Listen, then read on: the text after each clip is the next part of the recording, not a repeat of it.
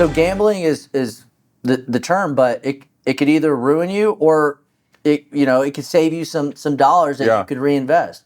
Do you think gamble has a negative connotation? I think it does, right? Yeah. What's the word then? Risk. Yeah. I like using the term, what you don't insure means you are insuring it. You're self-insuring. Mm-hmm. So just because this property does not require flood insurance, if a foot of water comes in here, guess what? You have to gut the first 4 feet of the entire first floor. And I bet you that's going to cost a couple $1,000,000. Yeah. Right? Yeah. So do you want to get a flood insurance policy or do you want to roll the dice? Right. All right. So you saving $2,000-$3,000, maybe you could afford $2 or $3 grand, but you can't afford $1 million. Mm-hmm. That's the concept we want to be looking at a lot of times. Yeah.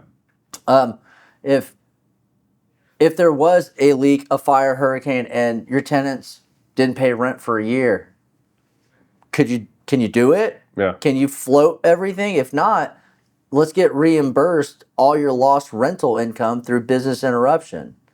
And then tenants, I want to make sure that you can stay in your lease. Make sure you have business interruption so you can get reimbursed your lost revenue while they're repairing everything. And both people can stay in business, right? Mm-hmm. Versus if you don't have it, you save some money, but now you're out of business. So I think it's a matter of having the conversation because most people don't know what they don't know. Yeah. If the bank doesn't require it, most people aren't having the conversation. If the landlord doesn't require, XYZ on the lease requirements, they're not talking about. So we're going to talk about the things that are not required. Yeah. Because I want this landlord to stay in business and I want this tenant that owns a business to stay in business, right? Yeah. So that's, I think, the concept that I'm not trying to over-insure. I'm not trying to under-insure. I'm trying to give everybody options and, save where you can, but don't ruin your life. Right. Right. What do you think about Murphy's Law? Like, if you do good things will happen? Or is that Murphy's Law? I could be wrong. Yeah. Murphy's Law is if it could go wrong, it will go wrong. Is that Murphy's Law? Yeah, I think so. Let's see if that's Murphy's Law, and then we can add that into. Is that it says it's the law of nature expressed in various humorous popular sayings to the effect that anything can go wrong will go wrong. Anything that can go wrong will go wrong. What do you think about that? I think we might as well look at it that way, right? Look at things in kind of a worst case scenario. Yeah. My wife would probably not agree with that. Well, that's fine. So she calls me the OSHA department of the house, and I'm okay with that. Yeah. I'm always looking at what could we possibly trip over. 100%. I don't think I do it. I don't think I do it obsessively. Yeah. I think I do it enough to mitigate risk. Yeah, and that's responsible, and it's less headache than your little kid going to the urgent care, right? Yeah, exactly. The first time I met you, you invited me to a restaurant down the street from your office, Eunice. Yeah. And I had such a good meal there. Oh yeah, we had apps and whiskey. Yeah, it was the first time I ever saw your benevolence. Why did you take me there? And I think you take people there. Yeah, because it's chef owned. Yeah. Right, and it's downstairs from my office. It's not a franchise, and everybody knows me down there. Delicious. So it's really part of my business. Business development. Yeah. I meet clients at the office so they know I'm paying rent. Right. They know I've got 10 people. Mm-hmm. Right. And then, hey, I want to treat you. So why don't we go to Eunice right downstairs and get treated good because I'm a regular, right? Yeah. I'm a regular so much, Francisco. I think I'm going to be a partner in the restaurant. Really? I think so. Man. The chef is thinking about. So it's part of a hospitality company. 8 restaurants in New Orleans, 1 in Houston. Oh, cool. And the chef has been partners, and now he's like, I want to break off and just own it on my own. And if I do that, I'm responsible now for the business insurance, the benefits. So I'm helping him with that. And then he's like, I might have to get investors. Yeah. And I go, I'm already invested. Yeah. I'm already there Seriously. 2-3 times a week. $100 a person. It adds up, man. Yeah. And so I'd be very excited to see you partner up there. yeah. I love how you built it into your community and your world, and you introduce people to it, and you treat them there. That's a beautiful thing.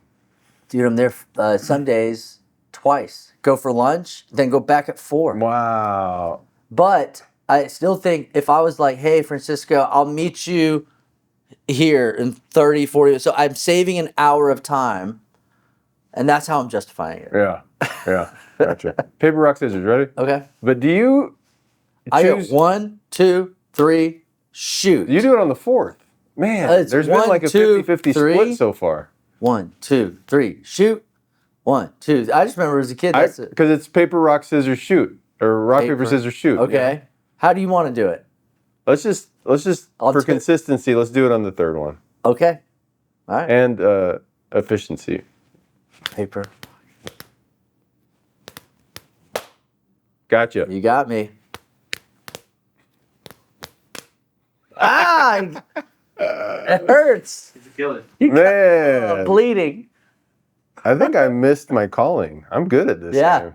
All right. Commercial property insurance premiums have been through the roof in recent years. What actionable steps can commercial property owners take to save some money? Yeah, so I think it's good to know how we got there, right? And Winter Storm Uri years ago, on top of COVID, really opened the door to let insurance companies know the cost to rebuild and repair and employ people was significantly higher. So year one after Winter Storm Uri, you see 30% increase. Year two, we still have inflation. So last couple years, we saw the biggest rate increases, Francisco, we've ever seen. But thank God, I feel like it's now flattened out. And the reason is insurance companies have something called reinsurance. The insurance that they pay to the mothership. And reinsurance companies like Zurich out in Germany and Lloyd's London and big carriers, their insurance went up, so it was a trickle-down effect. So what property owners today can do is really have a proactive approach on what they can self-insure and what they can't self-insure. So whether it's increasing deductibles or deciding on an old property that you want to insure a depreciation versus the cost to rebuild. These are avenues that we can take to lower premiums. But the most important thing is if property owners update their properties, new plumbing, electrical, and roof, those are the biggest drivers of premium opportunities to save on some costs. I love that answer. That's a great answer. It's a long one too. Yeah. At what portfolio size does it make sense for an investor to restructure their insurance program? So you can do package policies that have portfolios of multiple properties that an investor owns on one policy. The only catch is sometimes carriers might say they want 8 out of the 10 properties, so you might, because some properties may not fit their underwriting guidelines. So I think once you are in the multiple property space, then you could look at whether packaging it with one carrier makes sense, or if that one carrier is really conservative, you might have to split it up with different carriers. So it really depends on the property age, if there's been any claim history, because out of your portfolio, you might have 9 out of 10 that have done really good, and one that, hey, I had a $2 million claim on, and the carrier doesn't want to renew it. So I have to go to the market and find a carrier that's willing to insure that risk, at least for a couple of years until the claim falls off, so to speak. For owners of industrial properties near the ports, what underwriting factors most heavily affect their premiums? Well, for the landlord, it's going to be the type of tenant, right? If I have somebody that's got heavy manufacturing, their risk of possibly electrical fire, somebody getting hurt, is greater than perhaps somebody that's just storing some product, right? So type of tenant definitely makes the risk different for the landlord, which makes the insurance rate it differently. The other thing really is premise to the coast and age of property are the two factors that are going to determine premium. So the older these industrial buildings get, we just want to make sure that we're updating roof, plumbing, electrical, because once you get in that 15 plus years and you're telling carriers that we haven't updated the property in 20 years, 30 years, even though the investor may not want to put money into it, it's what the insurance carriers are looking at when they're assessing the way to rate each risk. What's the single biggest mistake commercial property owners are making with their insurance today? A lot of them are just looking at price, and which is fine if they know all their options. Because Francisco, I feel like there are some things in life, maybe the investor or landlord could self-insure. They're willing to take the risk up to a certain dollar amount. But I would say we're in Houston, Texas, where we're below sea level. We're on the Gulf Coast. And the number one natural disaster in the United States is flooding from natural rising waters. Well, guess what is the number one exclusion on all property insurance? It's flooding. Yeah. So I'm a believer in flood insurance, and it blows my mind that we're not required to have it. And you're only required to have it if you're in a high risk zone. Your low risk zone is about, call it 70% of Houston. However, a third of all flood claims happen in the low risk areas. You got buildings going up, freeways being widened, and storms that are 100-year storm type storms coming in multiple times a year. So it could flood anywhere, anytime, and 1 inch of water is gutting the first 4 feet. So whether you're a property owner or a tenant, a lot of folks don't realize tenants could have flood insurance on their build out and their contents, because the landlord is not responsible for your build out. The tenant is responsible for it. The other coverage that I think property owners leave off the table is business interruption or loss of rental income. If there's a claim and you can't operate for 6 months, or I've had restaurants that had fires and they're out of pocket for a year, business interruption reimburses lost revenue so you can pay your employees, pay your mortgage, pay your rent, and for the landlord, reimburses lost rent if the tenants aren't able to pay. So on both ends, I think tenant and landlord needs flood insurance and business interruption insurance. When a commercial property owner files a major claim, Yeah. what determines whether or not they get paid quickly versus being stuck in, months of dispute? Sure. So with the carriers, they're either going to employ their claims department, or to save on costs, what a lot of insurance carriers do, they outsource their claims department to a third party. So if a catastrophe happens, generally your in-house claims folks are going to know the policy better. They're on the same team. Nothing wrong with a third party adjuster. It just means a little more checks and balances and a little more time. So that's going to be one factor. The second factor is documenting everything and trying to get a trusted contractor to assess, whether it's a mold remediation company, to assess the damage. Because what you don't want to do, Francisco, is you see a leak, you rush to call the insurance company, and then you find out your $5 million property, I'll just use that as an example, has a $50,000 deductible. Contractor says you got 40 grand in damage, and now you've opened up a claim. And guess what? When you go to the market every year, they ask for your loss runs. Fancy way of saying claims history.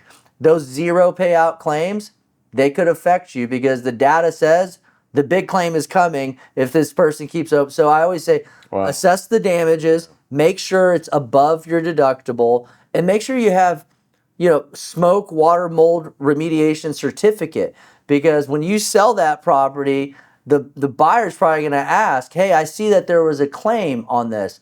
What did you do? And if you can say we treated it properly and have a certificate that there's no mold, it's going to make the buyer feel very confident. Yeah. So I think communicating with the adjuster and having some grace, if it's a catastrophe like a hurricane, we just got to know that everybody's calling the same time, so things might get a little delayed. But if it's not a catastrophe, usually an adjuster should be out within 2 to 3 business days, open the claim the same day, have a claim number if you know the damages are well above your deductible.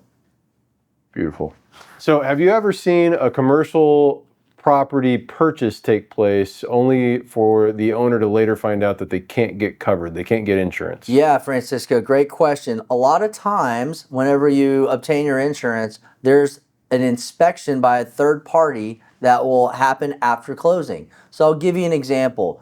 Your industrial warehouse, we say that it's 10,000 square feet and the roof is from 2020, but the inspector goes out and says, hey, we actually see that this roof is from 1980 and the square footage is 12,000 square feet. So for these reasons, it wouldn't fit in our underwriting box had we known this. So we're sending a non-renewal out. So then what happens is the landlord gets this nasty letter because the insurance agent didn't ask all the correct questions to underwrite it correctly. And then once we have the right information, we go back to the market. Either the premiums are significantly higher than the landlord thought, right? Or they can't get coverage until they make some updates. So I think it's really important, and same in your business, trash in, trash out. If we underwrite the right way, ask all the right questions, when an inspector goes out, it should match, and we keep that policy in the books. But if there's misinformation, that's when everybody loses. Man, great answer. You're good at this. You want to buy some insurance? You're really good at this.